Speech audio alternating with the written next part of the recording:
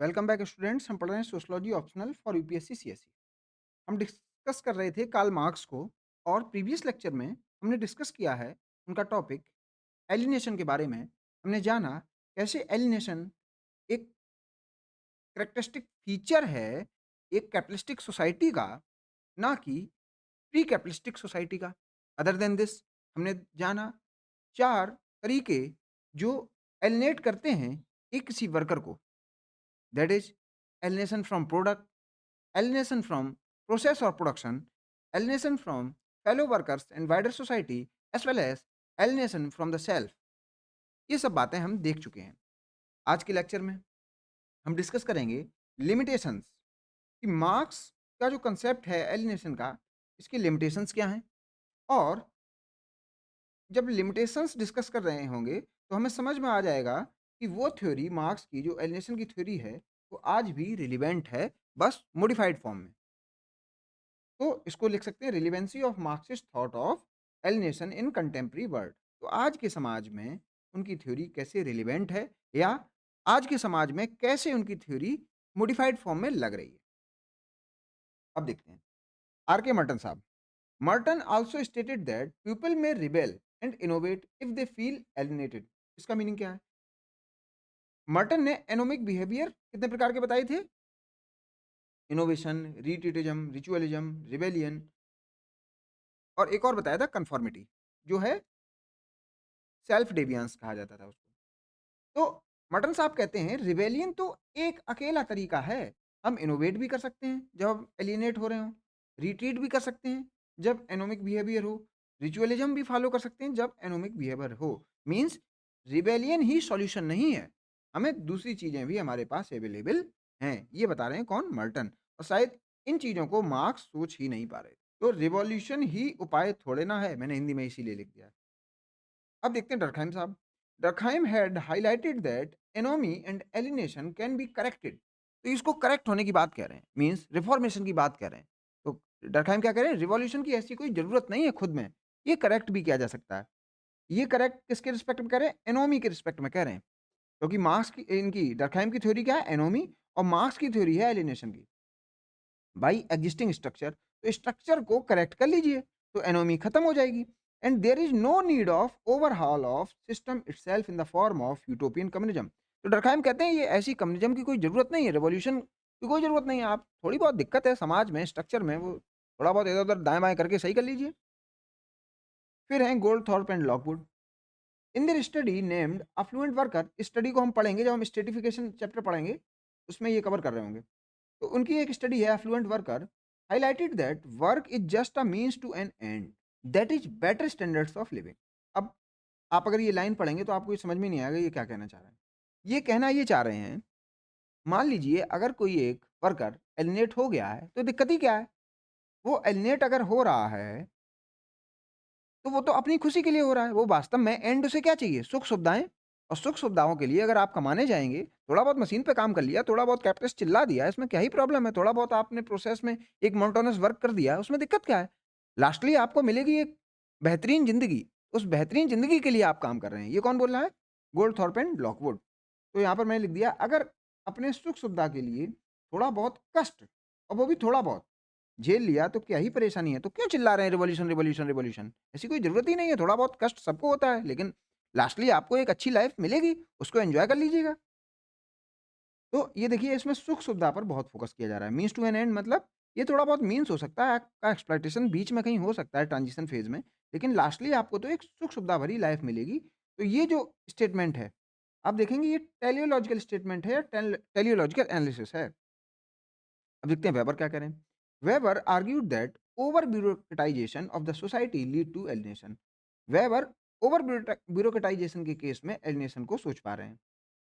जब फाइल ही फाइल चलेगी, red tapism होगा, तब एलिनेशन बढ़ जाएगा। S man is guided by fixed rule and his creativity is suffocated. तो जब ओवर ब्यूरोक्रेटाइजेशन हो जाएगा तो ब्यूरोक्रेसी क्या हो जाएगी? वो भी सफोकेटेड फील करेगी, और ब्यूरोक्रेसी के द्वारा जो रूल्ड लोग हैं, जिसके ऊपर ब्यूरोक्रेसी रूल कर रही है, वो भी सफोकेटेड फील करेंगे इस ओवर ब्यूरोक्रेटाइजेशन की वजह से। इसलिए इससे बचना है। मीन्स वेबर हमें थोड़ा सा अलर्ट कर रहे हैं कि इससे बचिए, नहीं तो एलिनेशन आएगा। अब देखते हैं ऑलमान क्या कह रहे हैं। It is very difficult to distinguish between alienation and job dissatisfaction. पहली बात समझिए, ये कह रहे हैं चलिए एक वर्कर है, वो कह रहा है मुझे बहुत दिक्कत है। अब उसे दिक्कत एक पर्सनल दिक्कत है या एक लार्जर प्रॉब्लम है जो सोसाइटी में एग्जिस्ट कर रही है, मीन्स एलिनेशन की वजह से दिक्कत है या वास्तव में उसके दिमाग की दिक्कत है। इस बात को डिस्टिंग्विश करना बहुत कठिन है। When a person is not satisfied from the job, अगर एक व्यक्ति जॉब से सेटिस्फाई नहीं है, due to alienation he does not revolt against the system, rather they go for something meaningful which gives them happiness. अगर एक job से आप परेशान हैं, तो आप अपनी बची हुई ज़िंदगी में ऐसा कुछ काम करिए जिससे आपको मीनिंग मिले अपनी लाइफ में। धर्म कम कर्म परोपकार जैसे कुछ काम, या आप जॉब स्विच कर लीजिए लास्टली। तो ये कह रहे हैं ऑलमान साहब कि आप स्ट्रक्चरल प्रॉब्लम और इंडिविजुअल प्रॉब्लम में शायद डिस्टिंग्विश ना कर पा रहे हो। आपको हो इंडिविजुअल प्रॉब्लम, लेकिन आपको वो स्ट्रक्चरल समझ में आ रही हो। तो इसलिए रिवोल्ट के चक्कर में मत पड़िए, रिवॉल्यूशन के चक्कर में मत पड़िए। कुछ मीनिंगफुल कर लीजिए लाइफ में, जिससे आपको हैप्पीनेस मिलने लगेगी। लास्टली आपको चाहिए क्या? हैप्पीनेस। कम्युनिस्ट सोसाइटी भी आप बनाने जा रहे हैं हैप्पीनेस के लिए। तो कुछ इसी लाइफ में कुछ मीनिंगफुल कर लीजिए, आप हैप्पी हो जाएँगे। अब देखते हैं सीमैन ये क्या कह रहे हैं। ये कह रहे हैं alienation is a form of psychic deprivation. तो ये डेप्रिवेशन जैसा कुछ है और वो भी साइकिक, सोच में है। That we can measure in a scale. फिर ये कह रहे हैं इसको हम मेजर कर सकते हैं एक स्केल पर। देखिए, मीन्स आप कितने डेप्रिवेटेड हैं उसको मेजर किया जाए। तो ये एक बनाई उन्होंने साइकिक स्केल, इस पे आते हैं थोड़ा। तो मार्क्स जैसे कह रहे हैं कि अगर एलिनेशन है, तो बस हैप्स के कारण है, इस बात को मना कर रहे हैं। ये कह रहे हैं कि साइकिक स्केल में देखिए, अगर आप डिप्राइव हैं या डेप्रिवेशन है या रिलेटिव डेप्रिवेशन है, वो क्यों है? पावरलेसनेस हो सकती है, मीनिंगलेसनेस हो सकती है, आइसोलेशन हो सकता है और सेल्फ एस्ट्रेंजमेंट हो सकती है। बहुत सारे रीज़न हैं, उसको हम एक साइकिक स्केल पर रीड करेंगे। मीन्स आप एक ही तरीके से सबको मत कैटेगराइज़ करिए। सबके रीज़न्स अलग-अलग हो सकते हैं इस एलिनेशन का। All are not identically alienated. सब एक ही प्रकार से एलिनेटेड नहीं है। जैसे आप कह दे रहे हैं process, product, wider society as well as self, ऐसा सबके साथ नहीं है। Forms of alienation are different. अब देखिए, यहाँ पर different word, cause of for alienation are different. तो फॉर्म्स ऑफ एलिनेशन भी डिफरेंट है और कॉज़ भी डिफरेंट है। मार्क्स गिव यूनिफॉर्म थ्योरी, फिर से एक कीवर्ड। मार्क्स तो सबको एक ही तरीके से देख रहे हैं, while multiple explanations are given by Seeman. तो सीमेन बहुत सारे एक्सप्लेनेशन दे रहे हैं। देखते हैं कौन-कौन से एक्सप्लेनेशन है। सबसे पहले देखते हैं पावरलेसनेस, कि पावरलेसनेस कैसे आपको एलिनेट कराती है। इसको पढ़ने से पहले आप मुझे कमेंट सेक्शन में ये बताइए, क्या कभी एक डीएम एलिनेट फ़ील कर सकता है? मार्क्स की थ्योरी में शायद कभी डीएम एक एलिनेटेड पर्सन समझ में नहीं आएगा। ऑल्दो वेबर की थ्योरी में लग सकता है ओवर ब्यूरोक्रेटाइज़ेशन की वजह से एक डीएम एलिनेटेड फ़ील करे। लेकिन मार्क्स की थ्योरी में डीएम को एलिनेटेड पाना थोड़ा कठिन लगता है। लेकिन सीमेन देख रहे हैं कैसे? पावरलेसनेस, रिलेटिव पावर डेप्रिवेशन कहिए इसको। जैसे can not stand for an honest person. आप हैं और आप एक ऑनेस्ट की बात नहीं कह पा रहे समाज में, क्योंकि समाज ही खराब है। तो आप देखिए, आप वैसे एलिनेट नहीं हैं, लेकिन आप किसी की बात कह ही नहीं पा रहे हैं। आप अपने आप को उतना पावरफुल समझ ही नहीं पा रहे हैं कि मैं इसकी मदद कर पाऊँ। तब भी आप क्या करेंगे? एलिनेटेड फ़ील करेंगे। अब इस केस में बताइए, आपके ऊपर कोई कैपिटलिस्ट का एक्सप्लॉइटेशन है? नहीं है, लेकिन आप खुद में ही पावरलेस फ़ील कर रहे हैं। दूसरा केस, डीएम साहब को सांसद जी फर्जी लड़का दिए। क्या हुआ? सांसद जी के सामने उनका कैडर खड़ा हुआ था। डीएम साहब आए और सांसद जी ने सोचा कि कैसे अगले चुनाव के लिए भौकाल बनाया जाए। तो उन्होंने डीएम साहब को बुलाया, 1-2 गाली दे दी और काम चल गया। मीन्स अगला चुनाव जीतने की उन्होंने नींव रख दी। लेकिन इधर डीएम साहब जो बिल्कुल सही थे, वो भी फ़ील करेंगे एलिनेटेड, पावरलेस, क्योंकि डीएम की पावर कम है सांसद जी के सामने। इसलिए डीएम उस दिन ज़रूर एलिनेटेड फ़ील कर रहे होंगे। तो ये मीनिंग है साइकिक स्केल का। अब इसका सॉल्यूशन क्या है? अब डीएम मान लिया हड़का दिए गए, सांसद जी ने हड़का दिया। तो डीएम क्या कहेंगे, चलिए कम्युनिस्ट सोसाइटी बनाते हैं। ऐसा तो करेंगे नहीं। डीएम तुरंत रिवॉल्यूशन में तो लग नहीं जाएँगे। ज़्यादातर डीएम करते क्या हैं? एक सही वक़्त का इंतज़ार। One would wait for the right time rather than revolting. हम रिवोल्ट वगैरह नहीं करेंगे। एक दिन तो आएगा सांसद जी पावर से आउट होंगे और मैं इस जिले का फिर से इंचार्ज बनूँगा। फिर सांसद जी के सभी पाप और पुण्य का हिसाब लिया जाएगा। तो राइट टाइम का इंतज़ार करते हैं, ना कि कम्युनिस्ट सोसाइटी बनाने की बात करते हैं। दूसरा देखिए मीनिंगलेसनेस। आप एलिनेट हो सकते हैं मीनिंगलेसनेस की वजह से, ना कि किसी एक कैपिटलिस्ट की वजह से। देखते हैं क्या है? When corrupt people is promoted, आप एक ऑफ़िस में वर्क कर रहे हैं, वहाँ पर क्या है? करप्ट पीपल ही प्रमोट हो रहे हैं, जबकि मेरे जैसे ईमानदार वहीं के वहीं रह गए। अब इस केस में भी आपको कोई कैपिटलिस्ट नहीं आया परेशान करने के लिए, लेकिन आप खुद में परेशान इसलिए हो गए, आपको अपनी लाइफ़ की मीनिंग ही नहीं समझ में आ रही है। कि यार ये करप्ट जो पीपल हैं, वो तो प्रमोट हुए जा रहे हैं और मैं ईमानदार बना हूँ और मैं प्रमोट हो ही नहीं रहा हूँ। People would be more focused. अब इसका सॉल्यूशन क्या है? जब आप ऐसे एलिनेटेड होंगे, इसका सॉल्यूशन क्या है? People would be more focused so that system would change rather than destroying the system. तो ये व्यक्ति इस सिस्टम को डिस्ट्रॉय नहीं करना चाहेगा और फ़ोकस होके काम करेगा और देखेगा, कमियाँ देखेगा और अपने आप को और बेहतर करता जाएगा। अब एक और साइकिक स्किल में पॉइंट फैक्टर है आइसोलेशन का, देखते हैं। जब आप अकेले पड़ जाएँ, उसमें भी कैपिटलिस्ट आपको एक्सप्लॉइट नहीं कर रहा है, लेकिन आप खुद में ही अकेले पड़ गए कैसे? मैं अपने ऑफ़िस में अकेला हूँ, जो घूस नहीं खाता, इसलिए मुझे परेशान करते रहते हैं। तो आप एलिनेट फ़ील इसलिए कर रहे हैं कि आप अकेले पड़ चुके हैं ऑफ़िस में। ऑल्दो आपका काम सही है, आप घूस अकेले नहीं खाते हैं, लेकिन फिर भी आप एलिनेटेड हैं।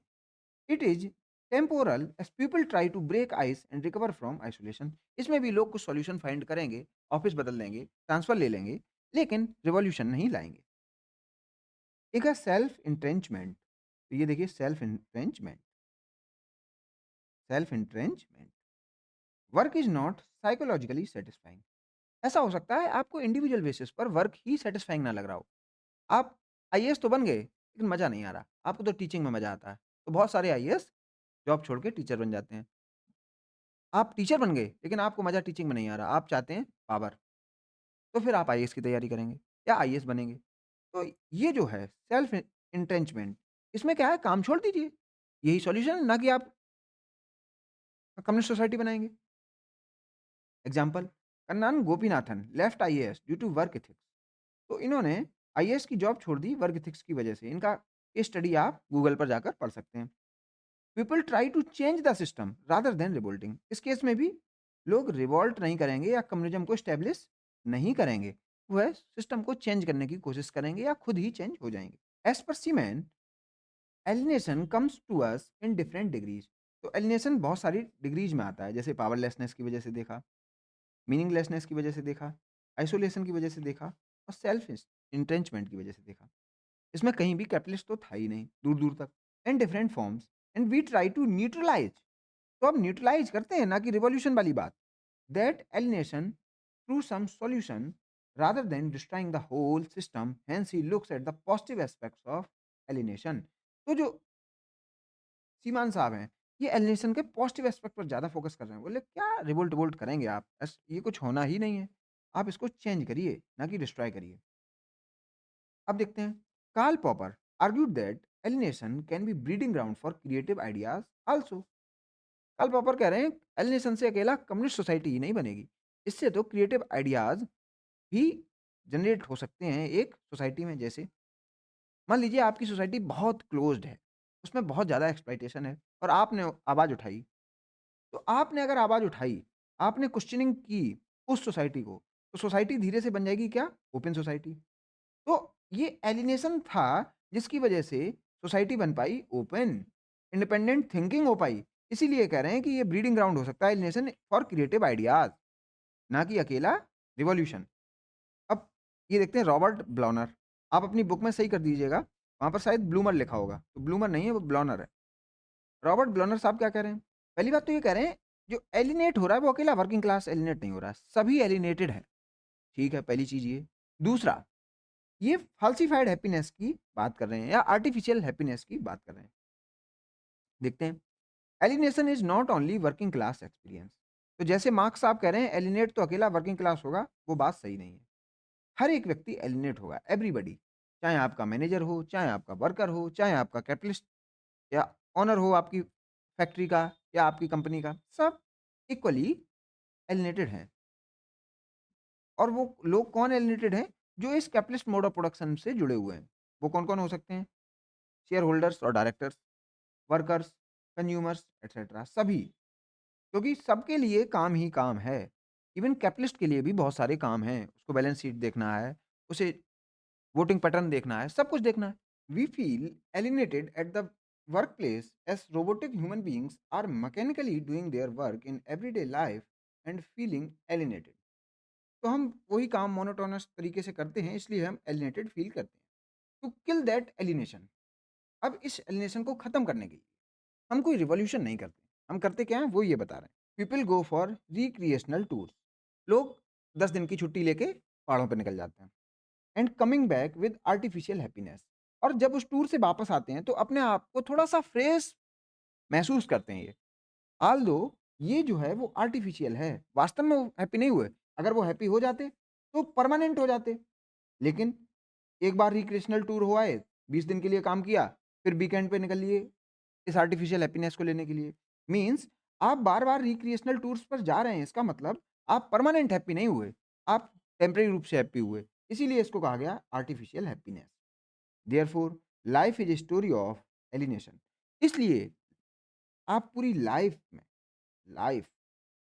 में एलिनेट फ़ील करते रहेंगे। बस आप करेंगे क्या? आपने एलिनेशन फ़ील किया और फिर आप रिक्रिएशनल टूर पर गए और फिर आपने आर्टिफिशियल हैप्पीनेस ली, आर्टिफिशियल हैप्पीनेस, रिचार्ज हो गए और फिर दोबारा एलिनेट हो गए और फिर से रिक्रिएशनल टूर पर चले गए, फिर से आर्टिफिशियल हैप्पीनेस की, और ये जो आपकी साइकिल है, ये पूरी लाइफ साइकिल हो जाएगी। यही हो गई लाइफ साइकिल। अब शायद आप समझ पाएँ, क्या रॉबर्ट ब्लानर कहना चाह रहे हैं। It has no solution. अब इसका कोई सॉल्यूशन नहीं है। ये जो साइकिल है, इसका सॉल्यूशन है ही नहीं, मीन्स कम्युनिज़्म भी नहीं। कम्युनिस्ट तो आप हो ही नहीं पाएँगे। No solution to alienation. Although in search of happiness, robotic human being is getting falsified happiness. तो आप वास्तव में क्या खरीद रहे हैं? एक falsified happiness। क्या है falsified happiness? देखते हैं। खर्चा हो गया, लोन लेकर गए थे खुश होने, वो भी लोन लेकर, लौटे, फिर वही काम, काम, काम, और उस लोन को आप अब फिर से चुका रहे हैं। फिर एक दिन चुका के बैठ जाएँगे, फिर लोन ले लेंगे, फिर वही काम, काम, काम, और इसमें आपकी पूरी ज़िंदगी निकल जाएगी। ब्रेक फ्रॉम वर्क और प्रोसेस ऑफ डीएलिनेशन, बस आप छोटा-सा ब्रेक लेते हैं। आप इसको परमानेंट खत्म नहीं करते हैं। और जब आप रिक्रिएशनल टूर्स पर जाते हैं, तो आप करते क्या हैं? एक कैपिटलिस्ट का रुपया दूसरे कैपिटलिस्ट के हाथों में देकर आ गए। हम वहीं के वहीं रह गए। तो वास्तव में आप क्या कर रहे हैं? एक कैपिटलिस्ट की जो सैलरी है, वो दूसरे कैपिटलिस्ट के होटल में जाकर खत्म कर देते हैं। This solution is also a trap of capitalist for their benefit only. तो ये जो भी आपको टेम्परेरी सॉल्यूशन दिख रहा है, ये भी एक ट्रैप बिछाया है कैपिटलिस्ट ने, और अपने बेनिफिट के लिए। तो उनका बेनिफिट कैसे होगा? आप एफिशिएंट हो जाएँगे, लौट के आएँगे, एफिशिएंट हो जाएँगे। दूसरा, आप जेब से हो गए होंगे खाली, तो उनको छोड़कर भी नहीं जा पाएँगे। तो आप अल्टीमेटली फँसते जा रहे हैं इस कैपिटलिस्ट ट्रैप में। तो यहाँ पर एलिनेशन हमने कैसे देखा, रॉबर्ट प्लानर ने क्या बताया? हैव और हैव नॉट्स। हैव्स में भी जो आज के मॉडर्न मैनेजर कहे जाते हैं, इनको भी हैव्स मान लीजिए, क्योंकि इनके पास शेयर्स होते हैं कंपनी के। ये भी एलिनेटेड फ़ील करते हैं। फिर क्या जाते हैं, ये रिक्रिएशनल टूर्स पर जाते हैं। आर्टिफिशियल हैप्पीनेस, फ़ाल्सिफाइड हैप्पीनेस बाय करके आते हैं। फिर काम करने लग जाते हैं और उस आर्टिफिशियल हैप्पीनेस को लेते वक़्त ये अपनी पूरी सेविंग गँवा देते हैं। फिर उसमें लोन लेते हैं, उस लोन को चुकाने में फिर वही काम करते हैं, फिर एलिनेट फ़ील करते हैं, फिर आर्टिफिशियल हैप्पीनेस बाय करते हैं। इसमें ही ज़िंदगी कट जाती है। C W Mills stated that it is not only working class, ये अकेली वर्किंग क्लास की बात नहीं है, which is subjected to alienation, rather white collared middle class, that is managers, receptionist, air hostess also suffer from it as follows. तो ये कह रहे हैं अकेला जो टेक्नीशियन है, वर्कर है, उसकी बात नहीं है। आपकी जो मिडल क्लास की जॉब्स हैं आज भी, वो भी इक्वली एलिनेटेड फ़ील करते हैं। आपको दिखेंगे नहीं, आपको एयर होस्टेस कभी भी एलिनेटेड फ़ील दिखेगी नहीं, लेकिन वो होगी। अब देखते हैं कुछ example. Fake personality at work. आप जब वर्क पर जाते हैं, अपनी एक फेक पर्सनैलिटी बना लेते हैं। ऑल्दो रियल लाइफ़ में आप क्या होंगे? बहुत ज़्यादा फ्रस्ट्रेटेड, लेकिन आप वहाँ पर जाते हैं, बढ़िया टाई-वाई लगा के चले जाते हैं। Your self is alienated from your projected self. तो आप जो अपना सेल्फ प्रोजेक्ट कर रहे हैं, वो अलग है, और जो आपका रियल सेल्फ है, वो अलग है। तो real self versus projected self वाली बात है। रियल सेल्फ आपका एलिनेटेड है, लेकिन प्रोजेक्टेड सेल्फ में आप क्या है, बढ़िया टाई, अंग्रेजी, हिंदी के बढ़िया इंग्लिश बोल रहे हैं और खुश समझ में आ रहे हैं, लेकिन वास्तव में खुश हैं नहीं। ये खुशी है नहीं, ये बस प्रोजेक्टेड खुशी है। अब देखिए क्या है, एक सेल पर्सन को देखिए। Sale sales person is carrying a projected smile. बात कर रहा है क्लाइंट से, हेलो सर, बढ़िया अंग्रेजी के 2 शब्द, फिर बाद में एक बढ़िया कर्टसी कॉल, ये सब करता है, डिनर भी कराता है, ब्रेकफ़ास्ट भी कराता है, लंच भी कराता है, हँस हँस के कराता है, टाई बेल्ट लगा के कराता है। Although hidden within this personality is a woman man with lots of problems।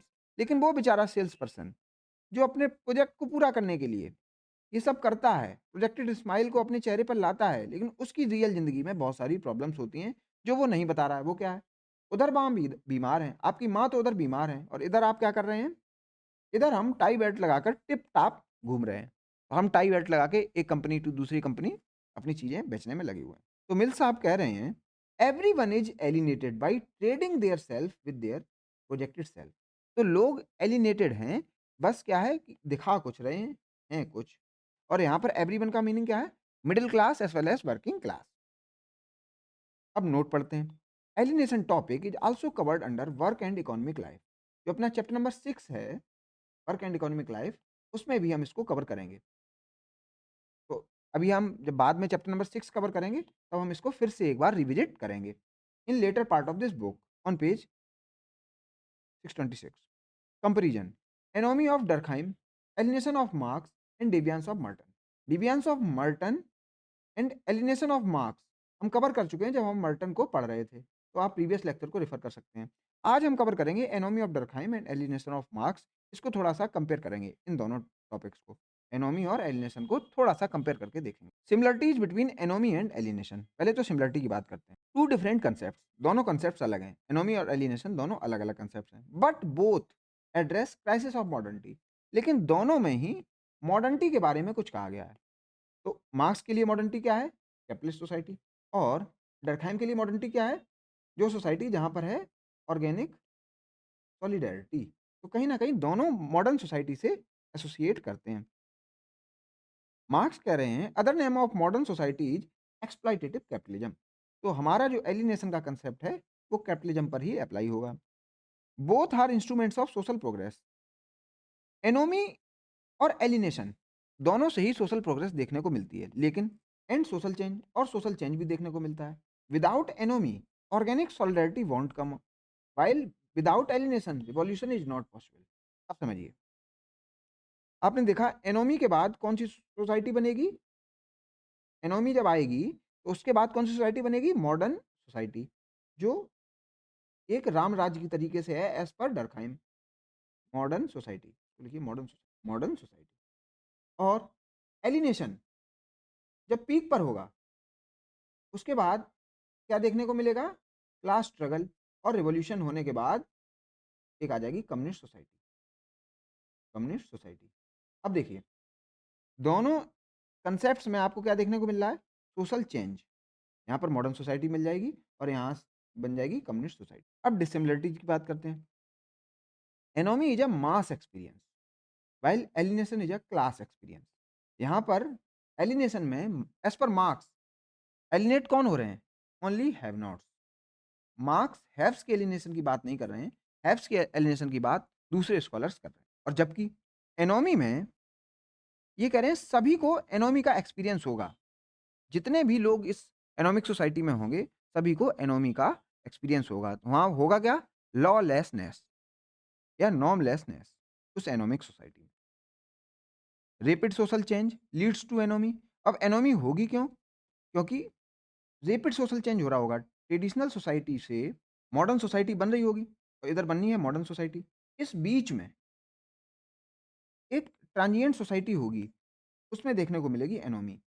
क्योंकि वहाँ पर क्या होगा? ट्रेडिशनल सोसाइटी के कुछ नॉर्म्स खत्म होते हुए भी बच रहे होंगे और उस समय मॉडर्न सोसाइटी के रूल्स भी आ रहे होंगे। मीन्स दोनों कन्फ्लिक्टिंग जो नॉर्म्स हैं, वो दिख रहे होंगे। इसलिए इसको कहा गया एनोमी। नॉर्मलेसनेस या कन्फ्लिक्टिंग नॉर्म्स हैं। दूसरा, यहाँ पर ट्रेडिशनल सोसाइटी के नॉर्म्स खत्म हो चुके होंगे और मॉडर्न सोसाइटी के नॉर्म्स बने नहीं होंगे।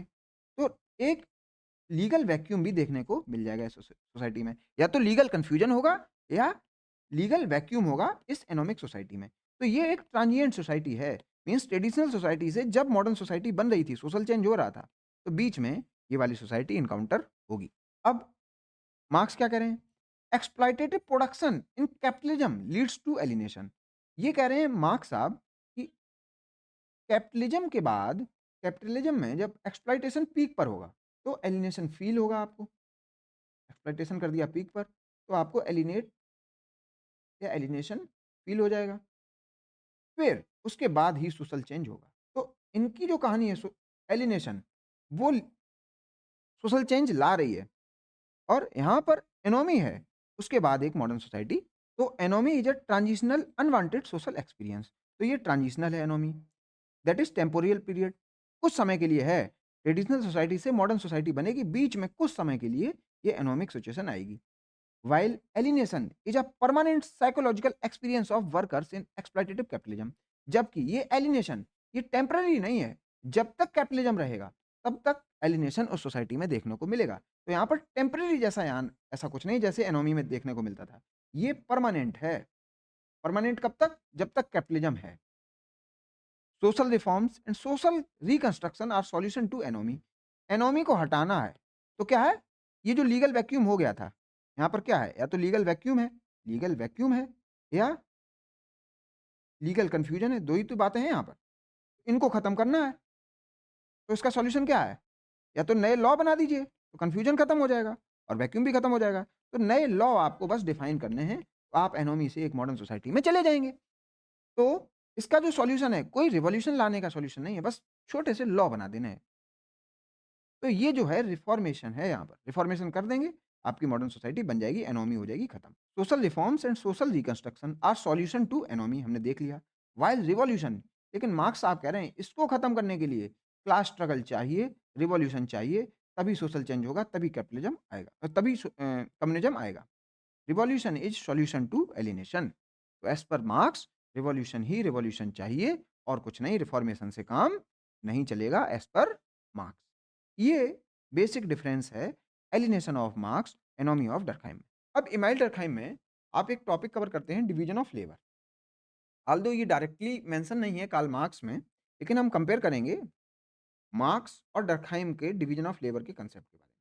ये भी आपसे पूछ लिया गया है प्रीवियस ईयर क्वेश्चन में, तो इसको भी डिस्कस करना इंपॉर्टेंट है। तो मिलते हैं नेक्स्ट लेक्चर में, कंप्लीट करेंगे इस टॉपिक को।